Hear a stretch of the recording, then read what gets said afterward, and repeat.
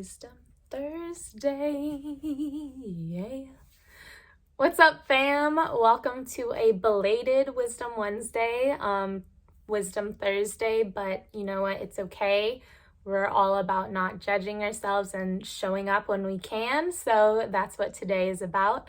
The topic I want to talk about for today is one that's huge on my heart, been on my heart for a while, and that's mental health, and also specifically about therapy, as well as a promise or a goal of mine that I would like to share so that other people can help keep me accountable, because I need accountability in my life. It's just something I know about me and it helps. So the first thing, mental health. I feel like there has been a wave of a push to pay attention to mental health, and I absolutely love it. I've been noticing in just the conversations I have, especially when meeting new people, people are way more willing to actually dive in and talk about how they're really doing instead of staying on the surface level. And that's what I consider mental health to be. Let's dive in and be real with each other of where we're at, what we're going through, and things that we're trying and can suggest to other people to try that help in that process. So mental health, especially during these times where we have faced social isolation, social anxiety, all of that, it's super important. And for me, that also relates to therapy, which, I'm a huge advocate for therapy. Literally think it's the best thing since sliced bread. Honestly, it's probably been around earlier than sliced bread. I'm not sure. But therapy is absolutely amazing. How do I want to start this?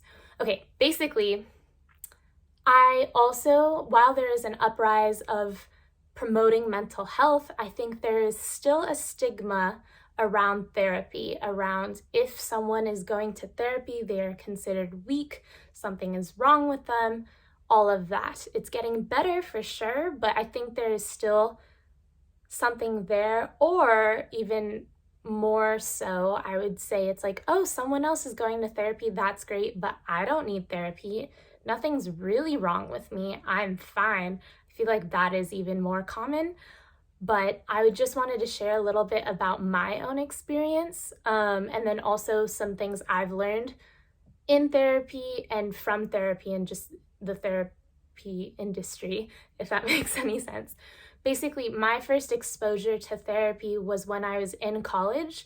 My college offered free counseling to students, and I didn't know about that, I think, until my junior year was when I first started. And I mean, it's a free resource, and I'm jumping around, but that's the one.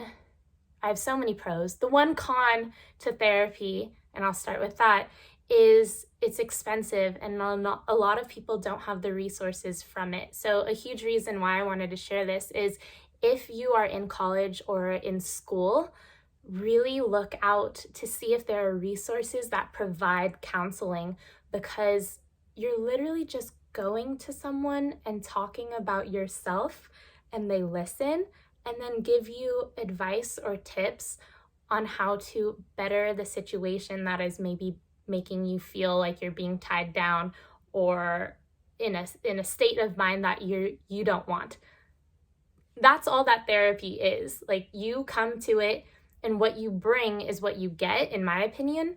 And if you are open to it, you can get so much from it, versus people being like, oh, something's really wrong with me if I'm going to therapy. No, it's like, for me, it's like calling up a best friend and saying, hey, this is what's going on, but they have to listen, and they don't have the emotional ties to your situation, and so they give you a different perspective sometimes. So that's a pro of therapy. It's just a time where you get to know yourself more, and a time where you get to dive through what you're struggling with someone else listening and coaching you along.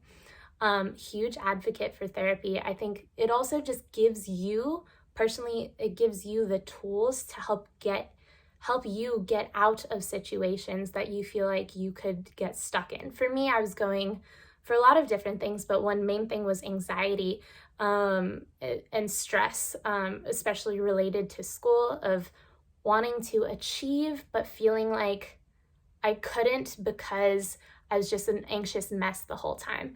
And learning about mindfulness, learning about how your thoughts aren't necessarily you, a lot of different metaphors like the rain.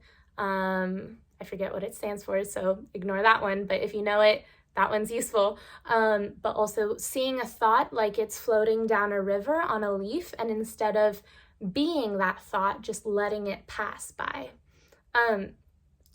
So therapy just can give you the tools, and so that when you face those moments that are challenging you, you have the ability to help yourself get out of it.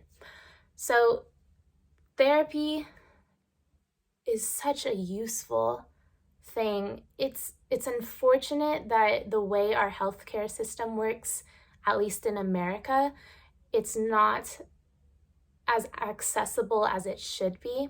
However, if you do have access to it, and if you feel like you're going through something or just need a basis of support also, I highly recommend therapy. Someone once put it in the terms of like this that really made sense to me. They said, we go to the gym to work out our bodies and our physical state.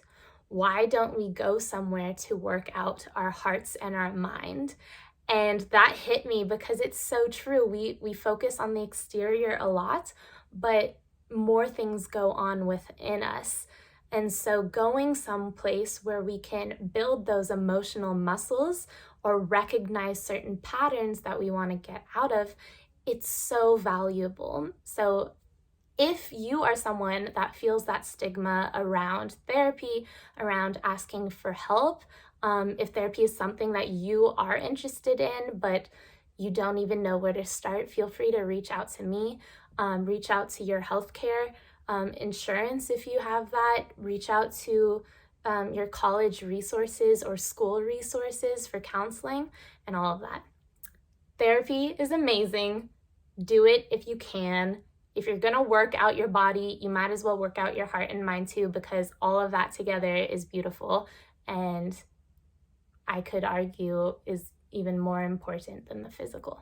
Anyway, the last thing that I wanted to say is I just finished that book, 10% Happier by Dan Harris, and I really enjoyed his story. It's about his career and how he got in this major rut, and meditation came into his life, and I love how he incorporates it into his actual lifestyle. And so my thing that I want to try, instead of just practicing being mindful, I feel like a lot of things have been encouraging me to try and be committed to meditation. And so he also at the end of the book promotes an app that he created called 10% Happier, I believe.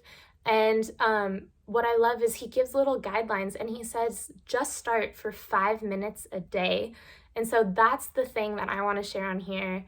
I want to try to do that, committing 5 minutes a day. Like, I shouldn't have any excuse for that. I did miss one day, so I'm technically on my second day out of 3 days, but that's okay. And also just not judging yourself for when you miss something or it's not perfect. I really appreciate him emphasizing that as well. Also, when you do meditate, that the whole exercise is for your mind to wander. It's just for you to bring it back. That's the pattern. That's the normal thing. Instead of it being your mind should be clear. That's the goal. But to get there, like to have a 6-pack, you gotta start with just like the 5 sit-ups if that's what you can only start with and that's your temporary limit. And so my 5 minutes will be my 5 sit-ups. And that's what I wanted to share. In case anyone else wants to join this, let me know, but I'm putting this out there so that I can be held accountable.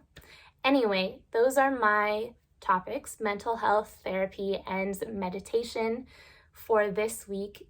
If you meditate and you have tips, please, please, please share that with me. And as always, I'm wishing you a wise and mindful week. Till next week.